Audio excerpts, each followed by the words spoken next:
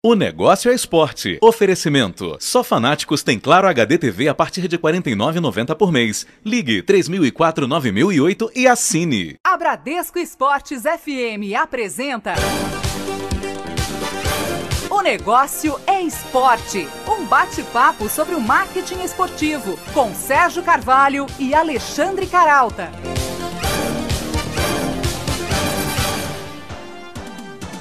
Olá para você ligado na Bradesco Esportes FM, começamos mais uma edição de O Negócio é Esporte. Você também pode ouvir o nosso programa através do aplicativo Band Rádios no portal band.com.br e também acessando a nossa página www.onegocioesporte.com.br. Esta semana, eu e o jornalista Alexandre Caralta apresentamos um programa especial gravado no campus Madureira da Universidade Estácio de Sá, na Semana de Comunicação.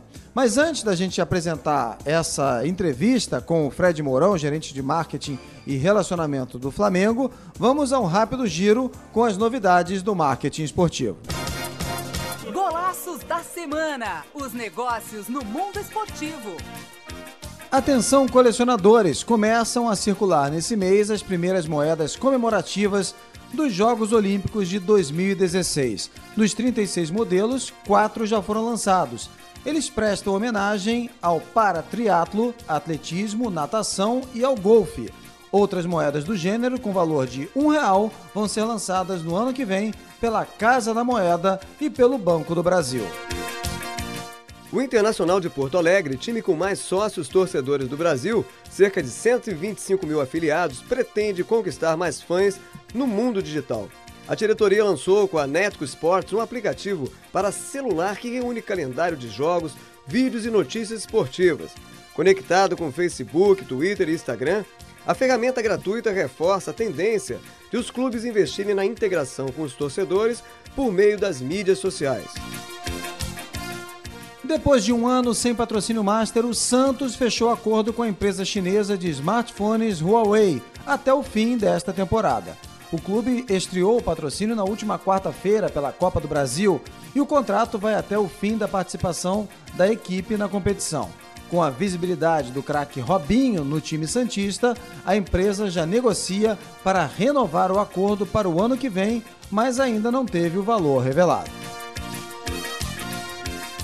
A Nike aproveitou os prêmios de melhor jogador do mundo, autor do gol mais bonito e artilheiro do último campeonato espanhol, para vestir Cristiano Ronaldo com a nova chuteira Mercurial Superfly CR7.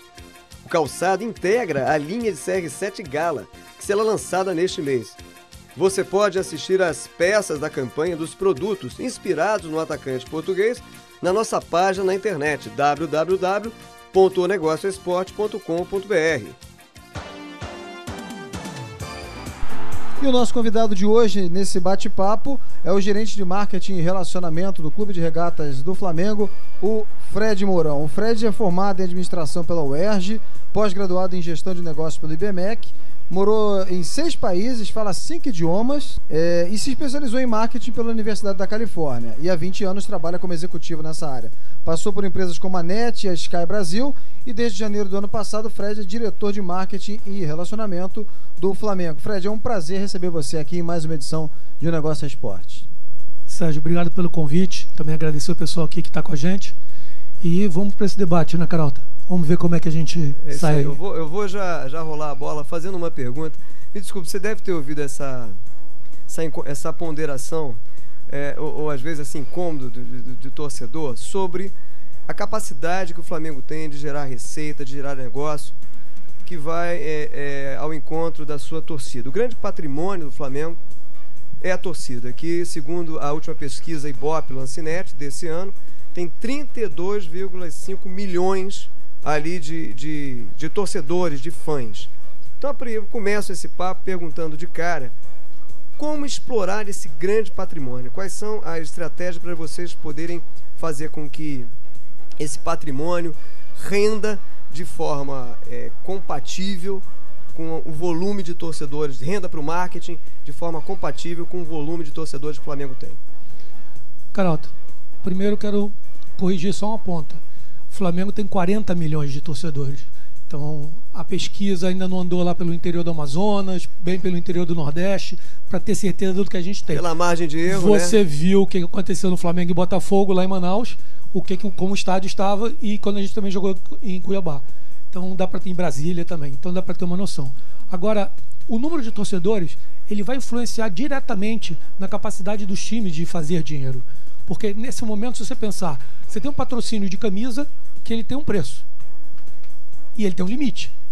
Você tem o patrocínio de manga, de costas, tudo isso tem um limite. Você tem a receita de bilheteria, que também tem um limite. Você tem a receita de licenciamento, que também é limitada.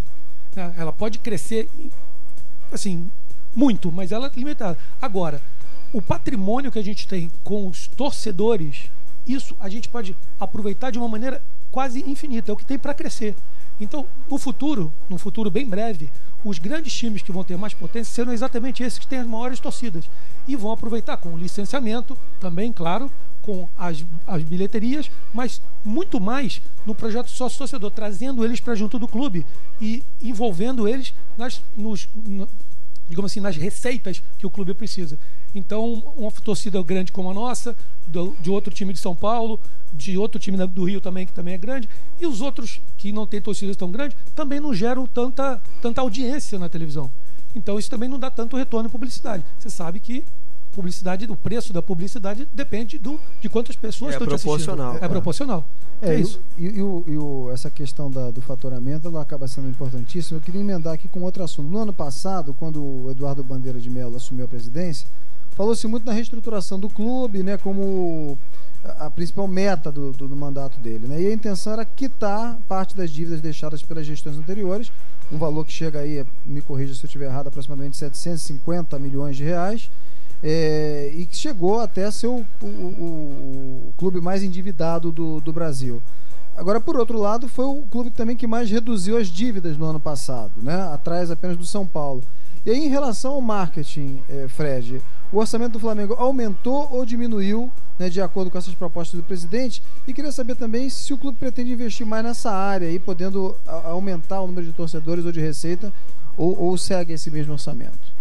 Na verdade, o orçamento do Flamengo ele é focado nesse momento em ajustar as nossas dívidas. Então, essa é a principal prioridade. Esse é o foco, é manter a CND, porque aí a gente pode ter patrocínios de empresas estatais, a gente pode ter essas receitas para poder incentivar o esporte amador, como a gente teve para o basquete agora, como vai ter na reestruturação da piscina. Então, a ideia o foco é total em pagar as dívidas que a gente tem. O Flamengo tem uma vantagem, que por ele ser tão grande, ele consegue gerar uma receita que não é absurdamente inferior ao que ele tem de dívida. Então, se você dividir uma pela outra, que a gente deve gerar esse ano alguma coisa por volta de 350, eu não lembro o número de cabeça agora, se a gente deve aproximadamente 700, em teoria, ceteris paribus, em 2 anos, paga a dívida. Só para que o ouvinte, quem nos acompanha aqui no campus de Madureira da Universidade de Estado de Sade, onde a gente está gravando esse programa hoje, o Flamengo, me corrija se eu estiver errado, Fred, tem uma dívida que, quando vocês assumiram, girava em torno de 750 milhões, hoje está girando em torno de 620. É mais ou menos isso? Eu não tenho os números bem claros, mas a dívida, a gente pagou 100 milhões de dívidas ano passado e já pagou mais alguma coisa esse ano. Então deve estar por volta desse valor que você está falando. E a receita anual está em torno de 350 milhões, que bate mais ou menos com o que vocês vêm gerando ao longo dessa temporada. Vem subindo. Ela subiu ano passado já em relação ao anterior. Esse ano também já subiu. E a gente já está buscando para o ano que vem mais receita. A gente tinha, para esse ano, a gente estava esperando um pouco mais de receita na Libertadores. Infelizmente a gente saiu na primeira fase, mas essas coisas acontecem no futebol. E se a gente continuar na Copa do Brasil até a final, a gente também consegue compensar um pouco dessa receita, até porque se a gente for até o final, a gente tem uma chance de ir para a Libertadores ano que vem.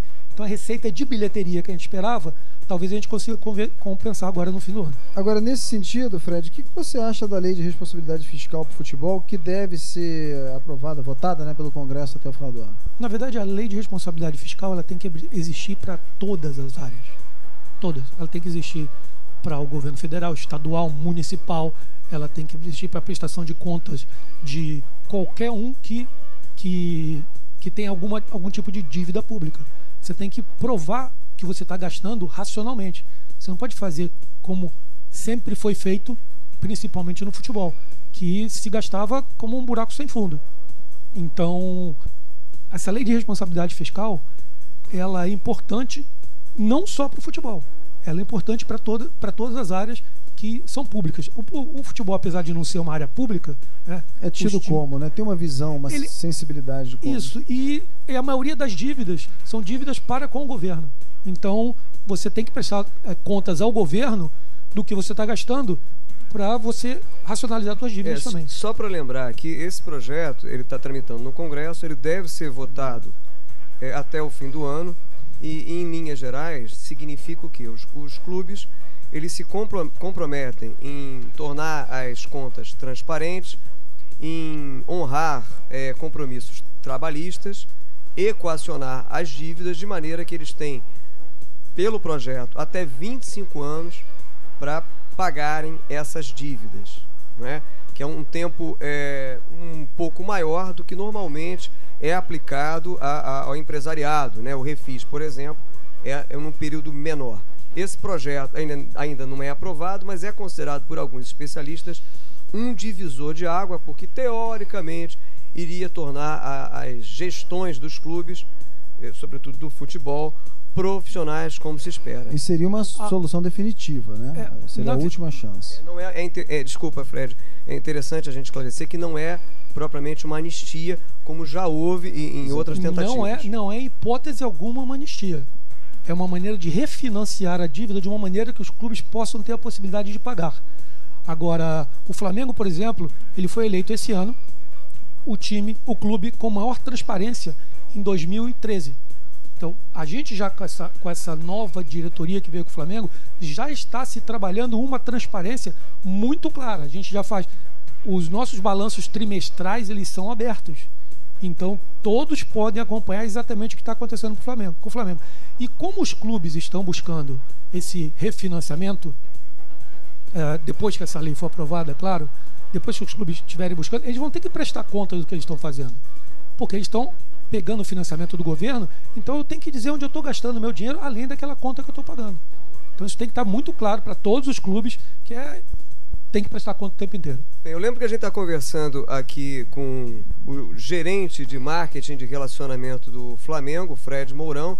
Estamos conversando aqui diretamente do campus Madureira, da Universidade de Estácio de Sá, onde está rolando a Semana de Comunicação. Fred, eu quero emendar ainda nesse sentido de transparência, responsabilidade fiscal. Quero fazer aqui, saber a tua opinião, fazendo aqui uma analogia com um contexto político, econômico atual.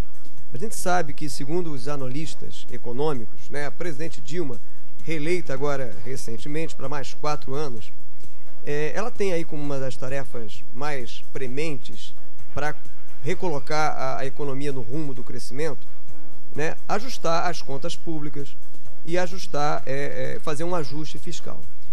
Você diria que também na gestão esportiva e particularmente na gestão do futebol e particularmente no Flamengo, a governança é a chave para conseguir captar mais investidores?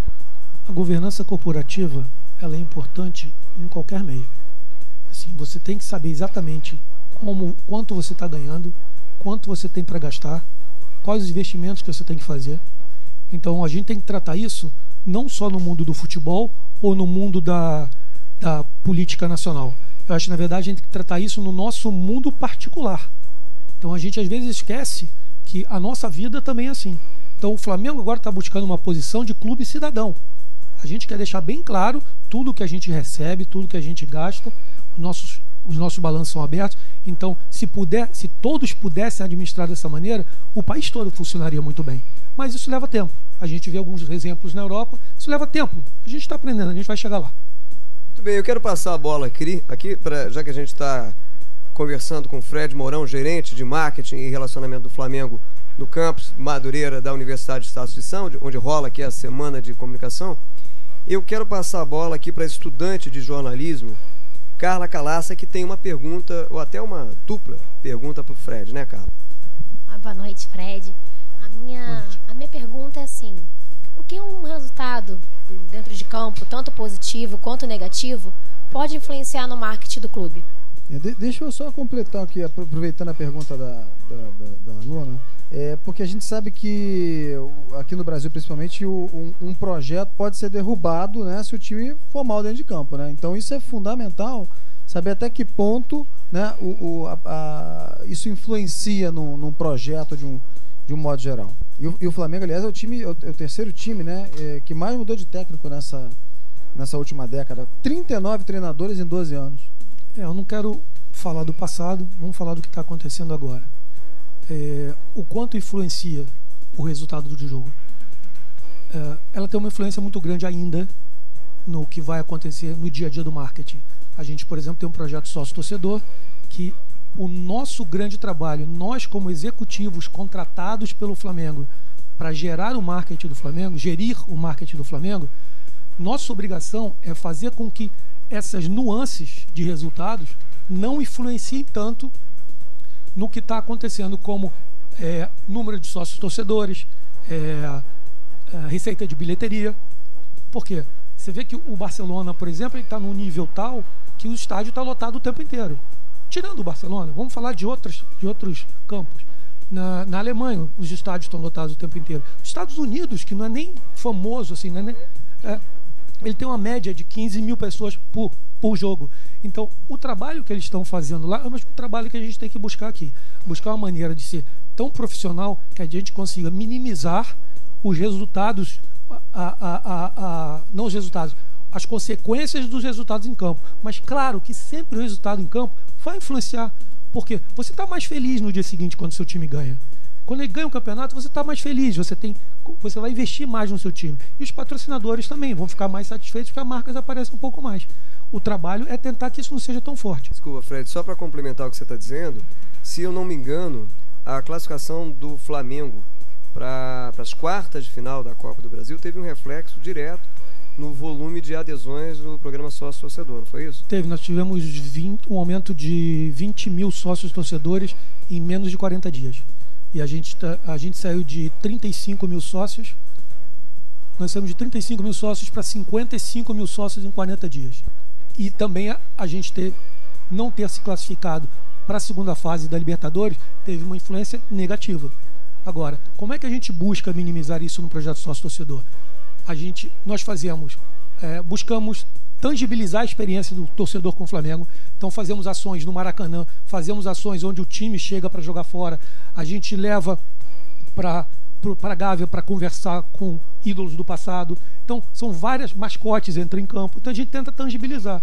Também os descontos do projeto sócio-torcedor, desconto para entrar no estádio. Então a gente vai tangibilizando isso para poder trazer eles para junto e eles entenderem, os nossos torcedores, que como eu, como um torcedor, entenderem que a gente está aqui, a gente tem que... a necessidade, o ponto primordial de um torcedor de futebol é ver seu time ser campeão. Então se ele puder ajudar o time de alguma maneira, torcendo e talvez sendo sócio-torcedor, é o ideal. Muito bem, a Carla tem outra pergunta, né? Quer emendar aqui um bate-pronto para o Fred. Ainda falando de público, de torcida, em dezembro de 2012, o Flamengo trocou de patrocínio, foi para Adidas. Fornecedor de material, né? Fornecedor de material. E, obviamente, uma patrocinadora melhor do que a antiga, um material de custo, maior custo, e assim indo para os manequins e lojas com preço mais caro. O torcedor flamenguista, ele deixou de comprar ou ele comprou mais as camisas mesmo sendo um pouco mais caro, por causa do patrocínio?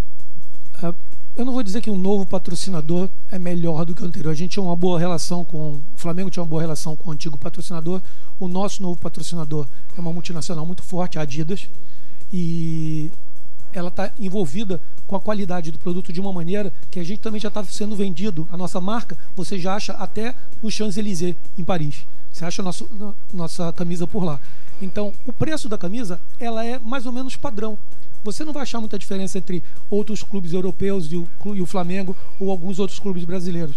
Então, não é que o preço esteja alto, é que esse é um preço mais ou menos padrão. E o torcedor do Flamengo não deixou de comprar. Eu tenho família no interior do Nordeste e eu tenho primos que eles deixam de fazer alguma coisa para ter a camisa do Flamengo. Eles deixam de fazer alguma coisa para vir para o Rio ver o jogo do Flamengo. Na verdade, então, foi até uma promoção maior da marca, inclusive no mercado internacional. Internacional, perfeito, Sérgio. Obrigado. Maravilha, a gente vai fazer uma pausinha aqui para tomar um copo d'água e a gente volta já aqui pela Bradesco Esportes FM. Esse é o Negócio Esporte, essa semana conversando aqui com o Fred Mourão, gerente de marketing e relacionamento do Clube de Regatas do Flamengo. Intervalo é rapidinho, a gente volta já. Um pit stop. O Negócio é Esporte volta já, na Bradesco Esportes FM. O Negócio é Esporte. Oferecimento. Só Fanáticos tem Claro HD TV a partir de R$ 49,90 por mês. Ligue 3004-9008 e assine. Na Bradesco Esportes FM, o Negócio é Esporte, com Sérgio Carvalho e Alexandre Caralta.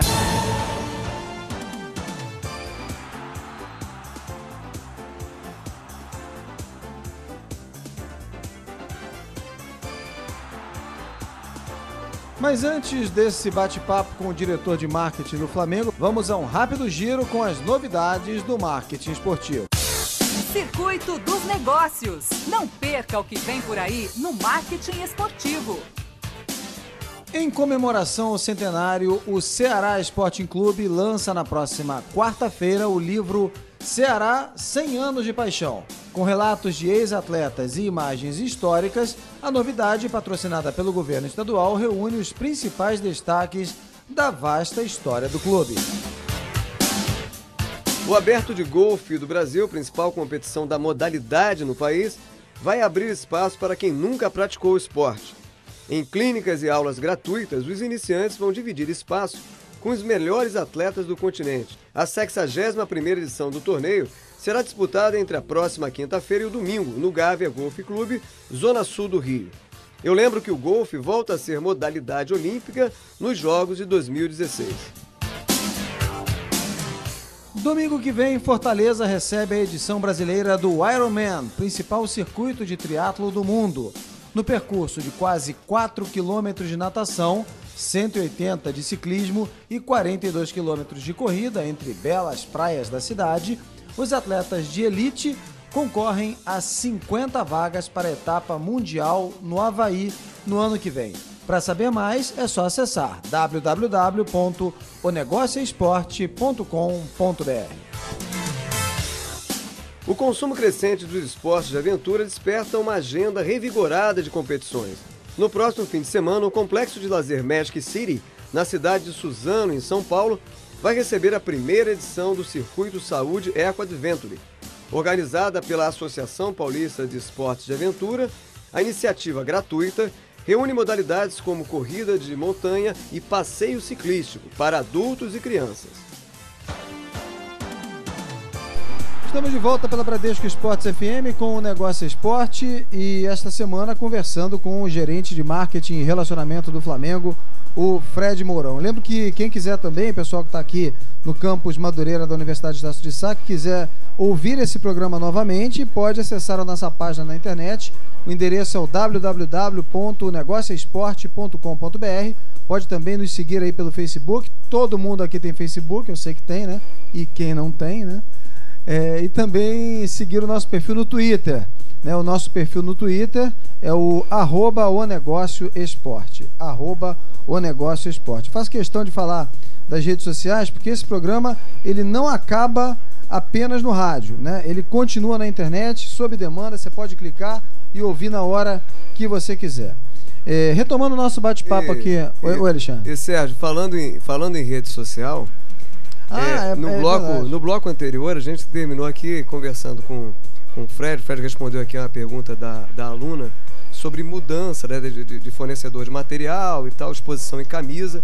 E a gente lembrou aqui no papo do intervalo o caso do Podolski, né? Não posso deixar de pedir para o Fred comentar essa tacada de marketing, né, da própria Alemanha, né? Como é que vocês se relacionaram com isso? Olha, a gente não pode dizer com certeza que a Alemanha premeditou. As cores da Alemanha são preto, vermelho e amarelo. Então, a cor da bandeira da Alemanha. A Alemanha já jogou até de verde e de branco. Eu acho que por ser no Brasil, talvez eles tenham optado por isso, mas nem eles falaram, nem eles garantiram que tinha sido por isso. Mas nós abordamos o Podolski no hotel que ele estava, e ele tem uma ligação com um amigo dele que é brasileiro, que morou muito tempo na Alemanha, então eles se entendem muito bem. Então o Podolski começou a postar coisas ligadas ao Flamengo e ele traduzia. Essa aproximação acabou acontecendo. Ele apareceu até com a taça da Copa do Mundo na varanda do hotel, segurando até com a camisa do Flamengo. E ontem, por acaso, depois de algum tempo, ele soltou mais uma. Ele estava com a camisa da seleção alemã e postou #FlaAlemanha. Então, ele ainda está com essa ligação. Eu acho que, quem sabe, um dia ele virá jogar aqui com a gente. Tá pintando? Não. Infelizmente, no momento, a gente tem que pensar nas receitas e a gente não pode fazer esse tipo de investimento. Deixa eu aproveitar que a gente está falando aqui de mercado internacional, aí falando de estrelas internacionais, né? E aí não só do futebol, o basquete do Flamengo está dando uma aula de marketing, né? Depois de ser campeão mundial, fez agora um tour aí pelos Estados Unidos, jogando a pré-temporada da NBA contra o Phoenix, o Memphis e o Orlando. É verdade que a gente não conseguiu aí uma vitória, não é simples, mas, né, contra o Orlando, por exemplo, teve uma grande concentração de torcedores, né, de brasileiros, né? A torcida rubro-negra era quase que maioria, fez a festa lá no Amway Arena. Era, né? A maioria. Era, né? A maioria. Pois é, o futebol do Flamengo tem algum projeto para levar a marca para fora do país, Fred? Alguma escolinha ou pré-temporada na Europa, o que seria bastante interessante? Alguma coisa nesse sentido? Nós temos conversado desde o ano passado com algumas empresas de fora, temos conversado com alguns times, temos conversado com empresas que cuidam de licenciamento, mas por enquanto a gente está só na conversa. Então não tem nada definido. Interesse a gente vai chegar em algum momento nesse ponto de maturidade, mas ainda não entramos com foco nesse assunto. Estamos discutindo, mas ainda não é o foco. Então, aproveitando ainda em relação a essa questão de parceria e um pouco com essa visão internacional, né? Em relação à arena multiuso aí que o Flamengo projeta em parceria com o McDonald's para jogos de basquete, futsal e futebol. Já tem alguma previsão? E também se há uma previsão de uma arena pro futebol? O Urubuzão, né? Vai ser o Urubuzão, né?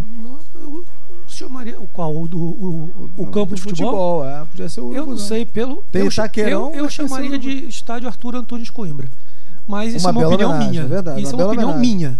Eu acho que ele também não vai gostar muito disso, porque o Zico gosta de manter essas coisas um pouco. Mas quanto à Arena McDonald's, está dependendo ainda de algumas aprovações. Deve sair. Estamos conversando. Eu não tenho previsão ainda. Mas dá uma estimativa, assim, uma margem. Longe, está muito perto. Não, infelizmente eu não tenho nem como dizer, nem assim, um geral. Eu não posso dizer que está muito perto, nem muito longe. Eu não tenho conhecimento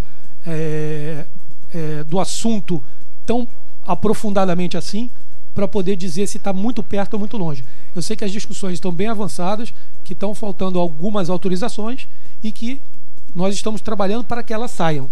Quanto ao estádio de futebol, isso sempre foi um sonho do Flamengo. A gente está conversando sobre isso, mas também não tem nada amarrado ainda.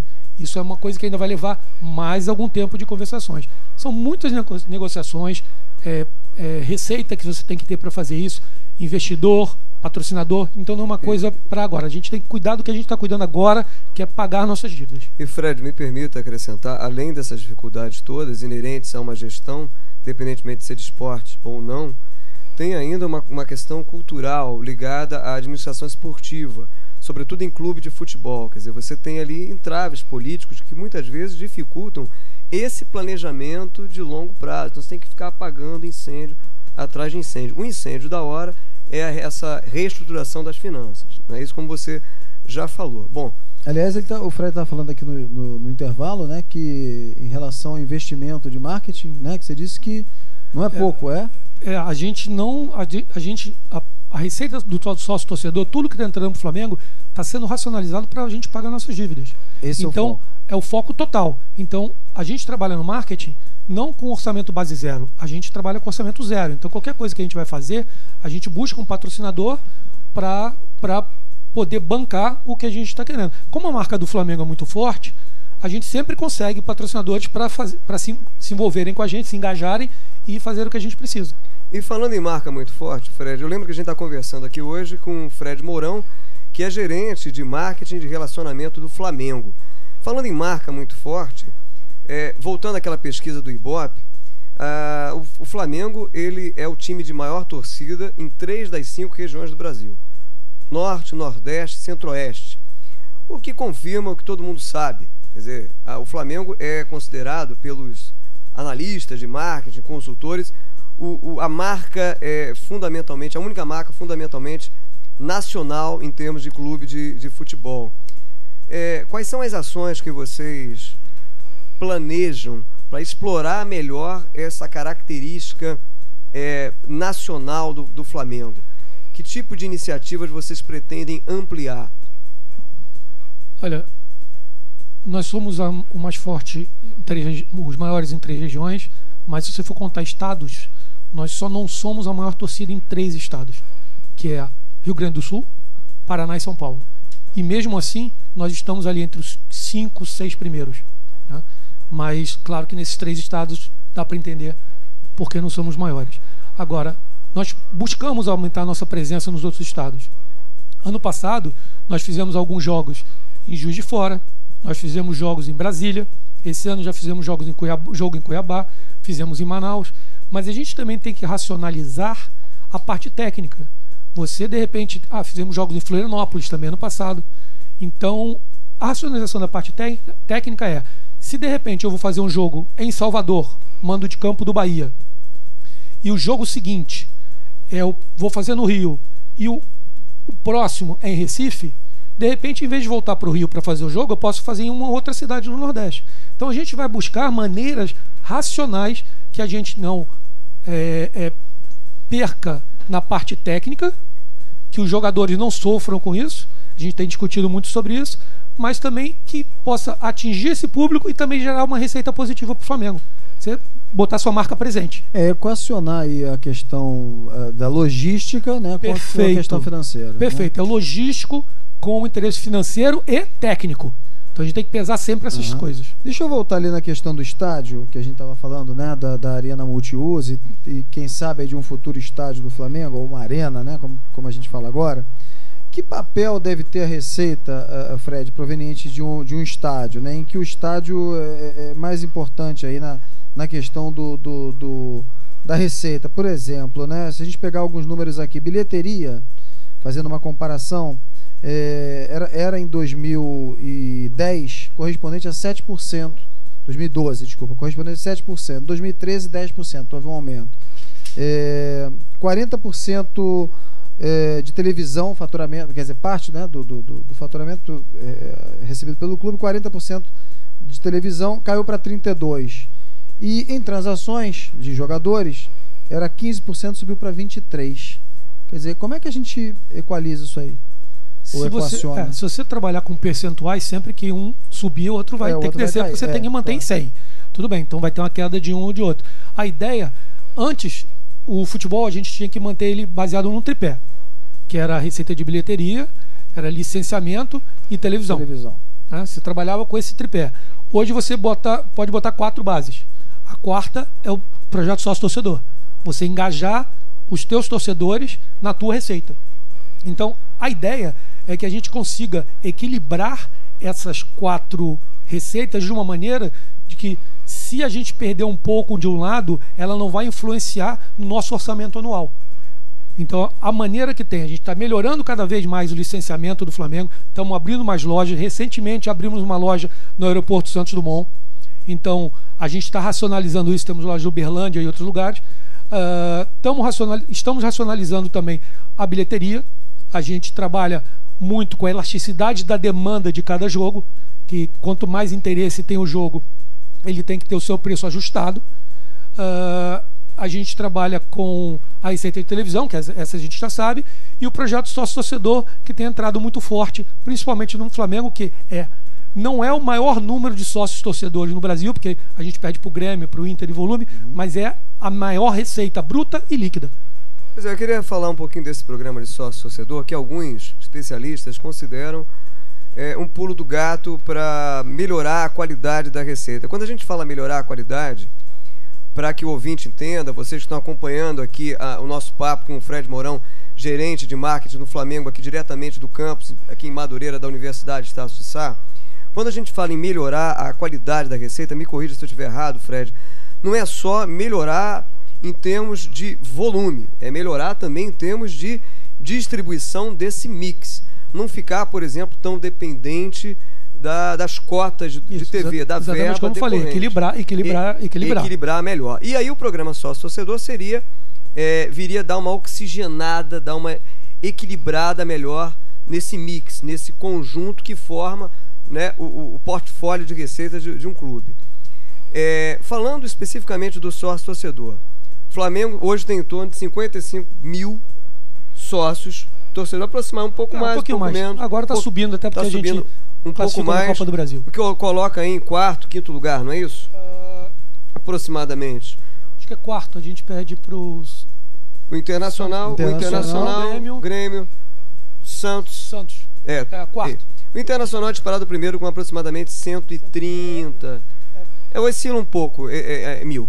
Mas esses números, em termos absolutos, ainda são ínfimos, são quase desprezíveis se a gente comparar com o potencial, com aquele patrimônio a que a gente se referiu logo no início do papo, que é a torcida gigantesca do Flamengo. Como é que você espera aproximar esse volume de sócios torcedores, né, dessa quantidade aí total desse potencial que o Flamengo tem? A meta que a gente tem é baseada no que o Benfica tem. O Benfica tem 4% dos torcedores deles como sócios torcedores. Se nós conseguirmos converter 4% dos nossos torcedores em sócios torcedores, são 1.600.000 sócios torcedores. Vamos chutar uma receita média, um ticket médio de R$50 para ficar redondo, daria 80 milhões por mês de receita bruta, em um ano 960. Imagina um time que só com sócio torcedor faz uma receita bruta de 960 milhões por ano. Cristiano Ronaldo, Messi, um por mês dava para comprar. E o Podolski está garantido também, né? Mas até a gente chegar lá, não sei quanto tempo isso vai levar. Mas com 960 milhões de receita bruta, imagina. Então, mas no momento a gente vai mirando os alvos mais próximos. Então a gente está buscando o número de sócios, se aproximar do número de sócios torcedores que tem o Inter. É aquela história também do copo meio cheio ou meio vazio, né? Na medida em que você tem um número ainda pequeno, né, você pode enxergar como um potencial para crescer enorme nisso aí, né? Que chega aos 4% do Benfica. Deixa eu aproveitar ainda falando em sócio torcedor aqui, em relação a ingressos, né? Em relação à compra de ingressos online para sócios não torcedores. Essa é uma pergunta do Eduardo Teixeira, jornalista e nosso ex-aluno aqui da Universidade Estácio de Sá, né? Qual o motivo para os ingressos? O Eduardo perguntou o seguinte: qual o motivo para os ingressos dos jogos do Flamengo não serem vendidos online para quem não é sócio torcedor, né? Sem desconto, né? E com a taxa de serviço como os outros clubes já fazem. Eles são vendidos online para quem não é sócio torcedor. Para quem não é sócio torcedor. Ele abre primeiro para o sócio torcedor por ordem de preferência, por ordem de prioridade. O plano mais alto, que é o Mais Paixão, abre primeiro e depois vão abrindo Paixão, Mais Amor, Amor, Mais Raça, Raça e Tradição. Eles abrem e depois disso, depois de alguns dias, aí a gente abre para o público em geral. E também pode, por exemplo, para o jogo de amanhã, está sendo vendido pela futebol. Eu não lembro futebol. A gente lembra só para. Está sendo vendido online. Agora eu não lembro o site de cabeça. E o quanto está representando hoje na venda, Fred? Assim, é grande hoje a procura de ingressos via internet? Olha, dos sócios torcedores depende muito do valor do jogo, de como ele seja. Por exemplo, do que representa aquela partida. A gente tem feito em média 25% de sócios torcedores no estádio, aproximadamente. Mas quando chega num jogo como a semifinal da Copa do Brasil ou uma final de Copa do Brasil, esse número de sócios torcedores que compram, eles sobem muito mais. Eles se interessam. Inclusive, na final da Copa do Brasil ano passado, nós tivemos sócios torcedores vindo de todos os estados do Brasil. Todos. Então, essa facilidade de comprar online, e não só de todos os estados, de fora do Brasil também, que antes eles tinham uma dificuldade para conseguir comprar ingresso. Tinha que arrumar um amigo que conhecesse um cambista para poder chegar no ingresso. Hoje não, ele entra online, compra, vem com o seu cartão, bilhete, roleta, entra. Muito bem. Eu acho que a compra de ingresso ainda não é uma questão do Flamengo. É claro que o nosso convidado aqui hoje é o Fred Mourão, está falando particularmente, ele que é gerente de marketing do Flamengo, está falando particularmente dessa realidade ali rubro-negra, mas a gente sabe que a compra a venda de ingressos ainda é algo que, em geral, que a gente tem que amadurecer, avançar ainda muito para chegar até o nível de conveniência que a gente observa nos Estados Unidos, na Europa, por exemplo. A gente faz agora o nosso segundo intervalo. O intervalo é rapidinho, a gente volta já. Um pit stop. O negócio é esporte. Volta já. Na Bradesco Esportes FM. O negócio é esporte. Oferecimento. Só Fanáticos tem Claro HD TV a partir de R$ 49,90 por mês. Ligue 3004-9008 e assine. De volta na Bradesco Esportes FM. O negócio é esporte. Estamos de volta aqui pela Bradesco Esportes FM. Esse é o Negócio é Esporte. Eu lembro que você pode ouvir o nosso programa também acessando a nossa página na internet. O endereço é o www.onegocioesporte.com.br. Hoje, gravando o nosso programa direto do campus Madureira da Universidade Estácio de Sá. Caralta.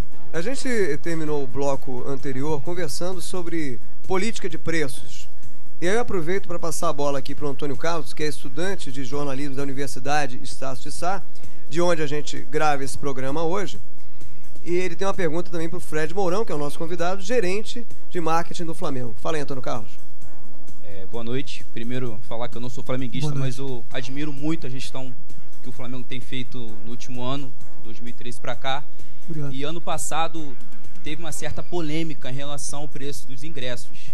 Muitos torcedores reclamaram, outros apoiaram, vestiram a camisa. E eu queria saber, eu acredito que o Flamengo irá passar para a final, é uma opinião pessoal. Eu acredito que vai ter algum rebuliço como ano passado, em relação já está começando a trabalhar em relação a isso, ou está esperando um passo de cada vez?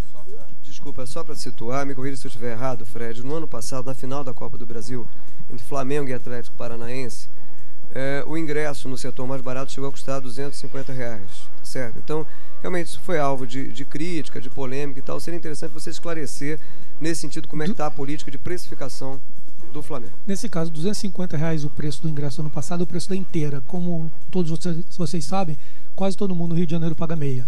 E se você for sócio torcedor, você paga meia da meia. Então o ingresso de R$250 saiu por aproximadamente 60 e poucos reais para você assistir uma final. Um belo desconto. Então não é tão alto assim para você assistir uma final. Quantas vezes um time vai para um final de um campeonato nacional numa década? Não é sempre. Então é uma mercadoria escassa. Então o que acontece? O preço ele é definido pela demanda. Se a partida é muito importante, se ela define um campeonato, ela vai ter que ter um preço um pouco superior. Por quê? Nós temos aproximadamente 60 mil vagas, 60 mil lugares no Maracanã. E temos 40 milhões de torcedores rubro-negros. Como é que a gente encaixa 40 milhões no lugar de 60 mil? De alguma maneira, você tem que primeiro ter uma precificação que... Uma diversificação de preço. Diversificação de preço, exatamente. Você precisa criar uma diversificação. A gente está sempre buscando, a gente buscou esse ano, os preços caíram até R$40 de uma inteira para assistir um jogo do Campeonato Brasileiro, meia 20, sócio torcedor a 10. E a gente está buscando também uma maneira da torcida que vai sempre no jogo, que está sempre nos jogos, que elas também tenham um setor que elas possam comprar um pouco mais barato. Mas como o Maracanã não é nosso, a gente não pode tirar as cadeiras como o Grêmio fez. Alguns times estão tirando as cadeiras e botando a torcida em pé, como o estádio do Bayern de Munique. Eles também tiraram atrás do gol. E ali eles fazem um preço muito mais barato para a torcida poder ir ali. Claro, tem uma autonomia melhor. E a gente sabe, até porque a gente sabe que o estádio cheio é essencial para o espetáculo e o futebol só é o que é, né? Porque a torcida faz parte conquistar multidões. Você falou em Maracanã, deixa eu emendar aqui uma pergunta sobre o Maracanã. Como é que está esse acordo com o consórcio Maracanã? E particularmente, só para que você esclareça, a gente sabe que a perícia, ela limita hoje, me corrija se eu estiver errado, a 58 mil espectadores a lotação máxima, embora a gente sabe que oficialmente em torno de 20 mil a mais. Né? Primeiro, como é que você... o que você avalia desse tipo de limitação? Como é que você avalia essa limitação? E dois, como é que anda essa articulação com o Maracanã? Em que pode ser aperfeiçoada? Nós temos uma relação muito boa com o pessoal do consórcio Maracanã. O estádio, eles têm que eles têm que botar o estádio profissional, eles têm um custo para isso. Então, isso precisa ser tirado da receita dos jogos, isso é normal. A gente tem sentado para negociar em vários pontos. Nós temos um relacionamento muito bom com eles nesse ponto. Quanto à ocupação do estádio, se eu não me engano, o Maracanã hoje cabe em 72 mil pessoas. Quando você separa para a torcida visitante, você tem que separar uma área, e da maneira que o Maracanã está construído agora, o acesso da torcida visitante é pelo portão B. Então, eles sobem por ali e você não tem como puxar mais a nossa torcida para aquele lado. Além de tudo, você tem que botar uma lona, além da grade, você tem que botar uma lona para garantir a segurança dessa torcida. Isso toma um bom espaço. Então, os ingressos à venda são 58, mas você também tem as gratuidades, que por lei você tem que disponibilizar a gratuidade. Tem as cadeiras cativas. Então, se você for somando isso tudo, a parte que ficou isolada, então a outra torcida ocupa uma parte a gente pede por isolamento, a outra gratuidade, outra cadeiras cativas. Então, tem muitas coisas assim no estádio que consome esses lugares. A gente está chegando quase ao final do nosso programa, eu queria fazer uma pergunta aqui do Leonardo Botelho, que é estudante de comunicação e mandou aqui para a gente através do nosso site, né? Por que é tão difícil ver o Flamengo e os atletas de destaque, né, do Flamengo e patrocinadores fazendo publicidade institucional na TV, como fazem grandes clubes da Europa? Quer dizer, não seria o momento, pergunta o Leonardo, do Flamengo investir nesse tipo de campanha para explorar melhor a sua marca? Nós já temos feito isso. Ano passado a gente fez algumas imagens com jogadores que estavam, com técnico que trabalhou ano passado também. O Gabriel, por exemplo, apareceu em algumas coisas na internet que a gente teve com ele. Esse ano a gente estava gravando essa semana com o Vanderlei Luxemburgo. Nós estamos cada vez mais trazendo os jogadores atuais para se engajarem no nosso projeto e participar. Isso está no direito de imagem deles. Eles já recebem por isso, só que eles têm um número de vezes que eles podem usar. E eles são muito solícitos com o sócio-torcedor. Quando acaba o jogo, os sócios-torcedores que estão participando do Match Day, que eles vão lá visitar vestiário, ter aquela experiência ali, na hora que eles saem, os jogadores saem, eles encontram com o sócio-torcedor ali, batem papo, tiram foto. Quando o jogo é fora, eles fazem isso no hotel. Eles chegam no hotel, tem alguns sócios-torcedores recebendo eles ali. Então, nós estamos cada vez mais próximos. O Ximenes é muito aberto com isso, o Luxemburgo é muito aberto com isso, e os jogadores estão ficando cada vez mais abertos. Então, com o tempo, a gente vai chegar a um patamar, como é na Europa, como é nos Estados Unidos. Mas não é da noite para o dia que você pode mudar. São hábitos que você tem que trabalhar com calma. E eles estão funcionando. A gente está tendo bom apoio dos jogadores, do técnico, do diretor de futebol, isso está funcionando muito bem. Para a gente terminar esse papo aqui, infelizmente estamos chegando aqui ao fim dessa conversa com o Fred Mourão, que é gerente de marketing e relacionamento do Flamengo. E falando em relacionamento, Fred, a gente sabe que as redes sociais são fundamentais em qualquer estratégia para melhorar, para expandir o relacionamento com um fã, seja ele de esporte, seja ele de outro objeto de consumo, né?